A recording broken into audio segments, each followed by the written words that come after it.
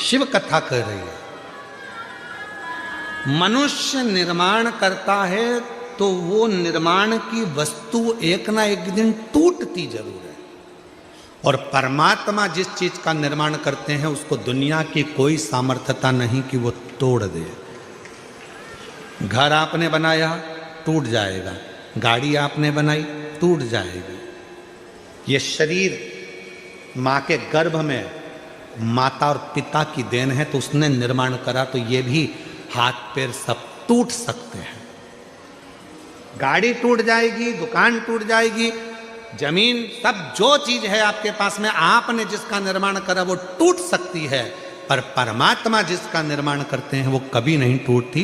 ये शरीर भी आपका बनाया हुआ है, अर्थात माता और पिता का बनाया हुआ है, इसलिए हाथ भी टूट जाता है, पाँव भी टूट जाता है, नाक भी टूट जाती है, ये कान भी टूट जाता है, पाँव की घुटने भी टूट जाते हैं, पर परमात्मा ने एक चीज ऐसी बनाई जो दुनिया में कोई नहीं तोड़ सकता, वो है उसकी आत्मा, उसका हृदय, उसकी आत्मा। जिस आत्मा को कोई नहीं तोड़ सकता, वो आत्मा को ना तो कोई छेदित कर सकता है, ना पानी गीला कर सकता है, ना अग्नि जला सकती है, ना वायु सुखा सकती है। वो आत्मा एक ऐसी परमात्मा ने बनाई है, उसको कोई खंडित कर ही नहीं सकता।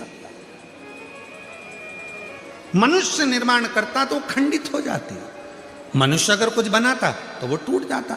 मनुष्य ने अगर कुछ बनाया है तो वो टूटेगा ही, निश्चित है। कोई ने अगर सामान बनाया है तो टूटेगा, घड़ी बनाई तो टूटेगी, झूमर बनाया टूटेगा, बंगला बनाया टूटेगा, सब टूटने वाली सामग्री। मनुष्य जो बनाता है वो एक ना एक दिन, 100 साल में, 50 साल में, 25 साल में, 200 साल में, 400 साल में, 500 साल में टूटेगा जरूर, पर जो परमात्मा ने बनाया वो कभी जिंदगी में नहीं टूटता, वो अजर और अमर है, और इसलिए आत्मा अजर और अमर मानी गई है। ये कभी नहीं टूटती, कभी नहीं।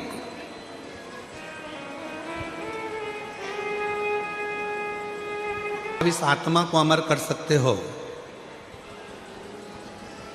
आत्मा को नहीं टूटने देते हो, तो क्या आप अपने भक्तों को भी कभी टूटने नहीं देते हो? शिव जी ने वचन दिया, सुनो पार्वती, जो मेरा ध्यान करता है, जो मुझे भजता है, मेरा स्मरण करता है, उसको दुनिया में कभी मैं टूटने नहीं देता, उसको इतना मजबूत कर देता हूं कि वो प्रखर हो जाता है, प्रबल। बस वो विश्वास मुझ पर करे, वो भरोसा मुझ पर करे, उसको यह विश्वास होना चाहिए कि उधर मेरे परमात्मा ने दिया है तो पेट वो भरेगा। हाँ, मेहनत तुम्हें करना है, परिश्रम तुम्हें करना है, संघर्ष तुम्हें करना है। सियोर वाला बाबा कहता है कि एक बेलपत्री में शहद लगाकर शंकर भगवान को लगाओ और फिर बाबा निर्णय देगा। पर सियोर वाले महाराज ने उसके साथ में एक बात और कही है कि मेहनत तुम्हें करना पड़ेगा, रात दिन एक करना पड़ेगा, पूरा परिश्रम तुम्हें करना पड़ेगा, पूरा परिश्रम तुम्हें करना पड़ेगा, तब तुम्हारा रिजल्ट जो आएगा वो तुम्हारे पक्ष में आएगा, पक्ष में।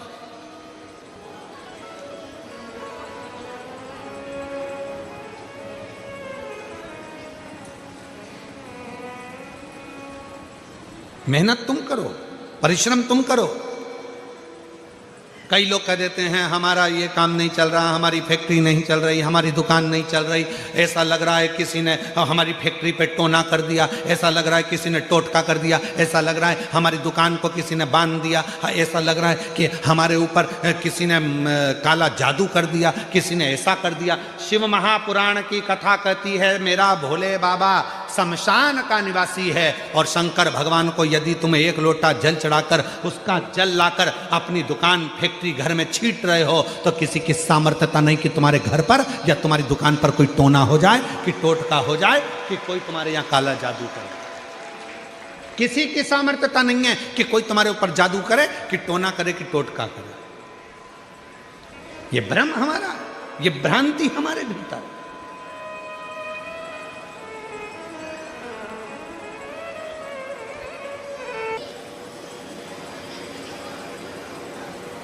शिव महापुराण की कथा वर्णन कर रही है।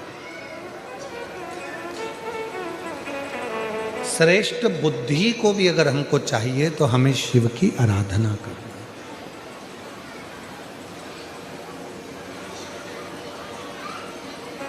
श्रेष्ठ बुद्धि।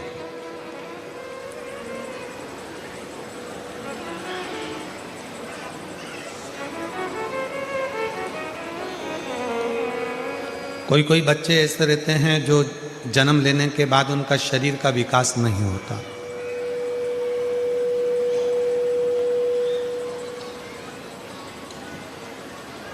मुख में से राल टपकती रहती है, पलंग पर सोए रहते हैं, हिलते नहीं, शरीर उनका काम नहीं करता, उसको गोदी में रखना पड़ता है, ले जा भी ध्यान नहीं रहता कि उसको वॉशरूम आई है, कि उसको कुछ खाना है या पीना है या कुछ, उसको सुध नहीं। उन बच्चों के लिए भी शिव महापुराण में एक बड़ा सुंदर सा प्रसंग आता है। अगर आपकी कॉलोनी में, आपकी सोसाइटी में, आपके मोहल्ले में, आपके आसपास के क्षेत्र में इस तरह के अगर बच्चे रहते हैं तो उनके माँ बाप को चाहिए कि शिव को, भगवान शंकर को जो बेल होता है, बेल देखा है आप लोगों ने? इधर सूरत गुजरात में क्या बोलते हैं? बेला ही बोलते हैं। तो बेला का जो फल होता है, उस फल के अंदर का जो गुर्दा होता है,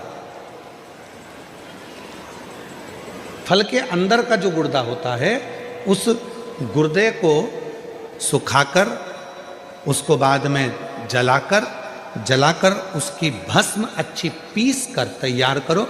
और जिस दिन सोमवार की अष्टमी हो, सोमवार के दिन अगर अष्टमी की तिथि पड़ जाती है या अष्टमी के दिन सोमवार पड़ जाता है, तो उस दिन देवाधिदेव महादेव को, अगर मंदिर में आप वो भस्म नहीं चढ़ा सकते तो घर में ही उस बाबा को थोड़ी सी चुटकी भरकर भस्म, वो जो बेले की भस्म बनाई है, वो शिव को समर्पित कर दो।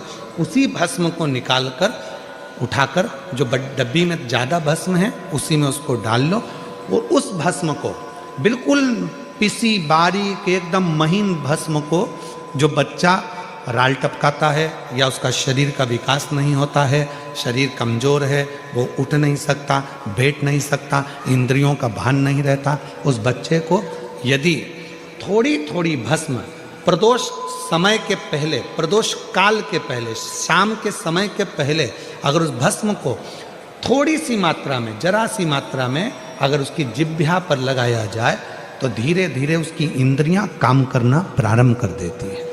इंद्रियां काम करती हैं। डॉक्टर का भी इलाज करवाओ, डॉक्टर को भी दिखाते रहो, क्योंकि डॉक्टर शिव का एक रूप मानते हैं शिव पुराण में। और साथ में शिव जी पर भरोसा भी करो, विश्वास।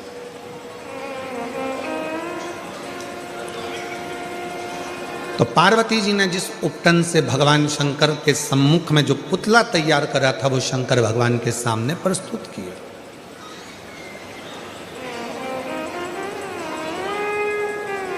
और जब वो पुतला देखा गया तो शिव जी ने उसकी परीक्षा ली। भगवान शंकर ने 3 परीक्षा विनायक की ली है, 3 परीक्षा। और आप सबके सम्मुख में है कि लोग कहते हैं भगवान शंकर ने उनके ही पुत्र का शीश काट दिया, उनके ही बेटे का सिर काट दिया, उनके ही बेटे का सिर काट दिया।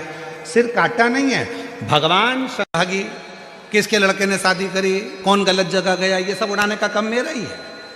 अच्छा ठीक है। उसने कहा नहीं, हमारी तो मकर संक्रांति पे खूब उड़ती है, तो क्या हम तो हर रोज उड़ा देते हैं।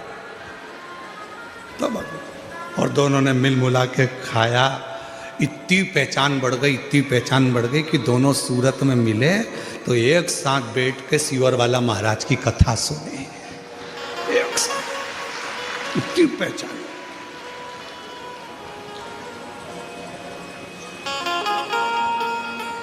अभी ट्रेन के लोग देख रहे थे, इतनी भयंकर लड़ाई चल रही थी कि जूता चप्पल चल जाते, एक दूसरे की गिरवान पकड़ ली, लड़ लिए, झगड़ लिए। पर वो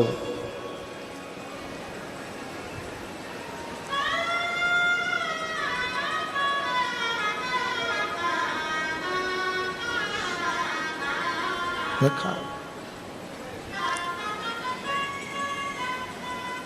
और ऐसा नहीं है कि वहीं पर काम ये होता है, कई लोग कथा में भी आते हैं, वो धीरे धीरे बैठ कर जेब में से निकाल के मल लेते हैं, फिर भजन का इंतजार करते हैं, बाबा भजन कब गाएगा। और महाराज जी ने जैसे ही भजन गाया, भोला सब दुख काटो, भोला सब दुख काटो।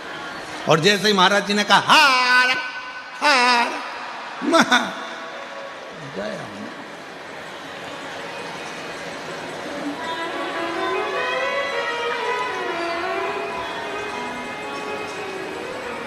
इतनी समझदार।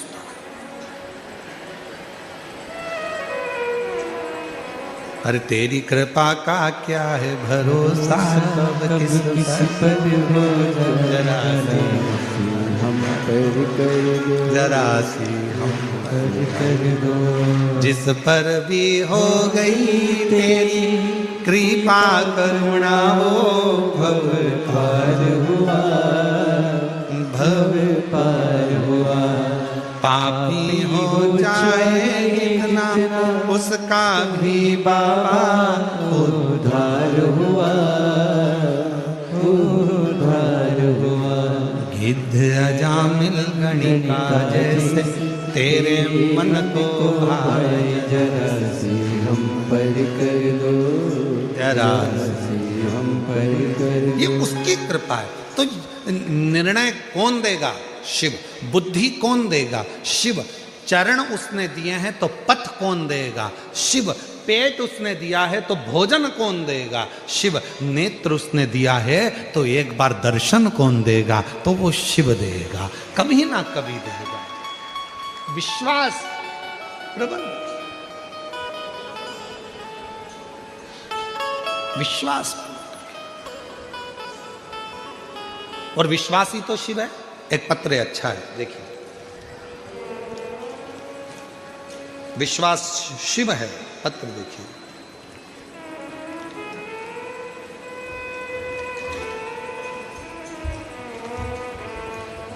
कई वर्षों के बाद, जब हम कई वर्ष निकल गए, संतान का सुख नहीं हुआ था, तब शिव की कृपा से यह संतान का सुख प्राप्त हुआ।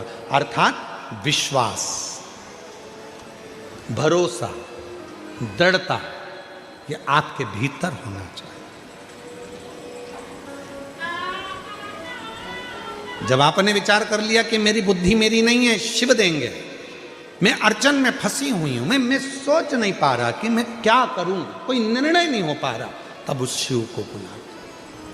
श्री शिवाय नमस्तुभ्यं, श्री शिवाय नमस्तुभ्यं, श्री शिवाय नमस्तुभ्यं, श्री शिवाय नमस्तुभ्यं, श्री शिवाय नमस्तुभ्यं। तब निर्णय देगा तो शिव देगा।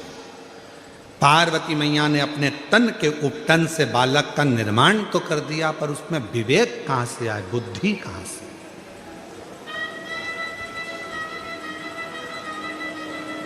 शिव कथा कर रही है। मनुष्य निर्माण करता है तो वो निर्माण की वस्तु एक ना एक दिन टूटती जरूर है, और परमात्मा जिस चीज का निर्माण करते हैं उसको दुनिया की कोई सामर्थ्यता नहीं कि वो तोड़ दे। घर आपने बनाया टूट जाएगा, गाड़ी आपने बनाई टूट जाएगी।